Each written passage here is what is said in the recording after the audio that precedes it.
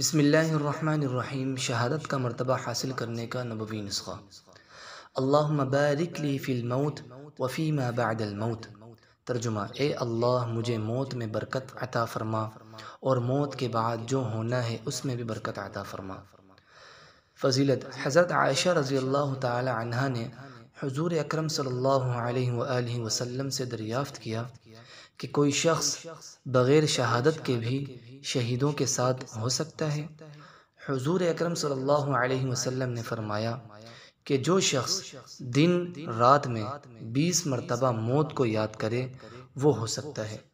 ایک حدیث میں ہے کہ جو شخص 25 مرتبہ اللہم بارک لی فی الموت وفی ما بعد الموت پڑھے وہ شہادت کے درجے میں ہو سکتا ہے۔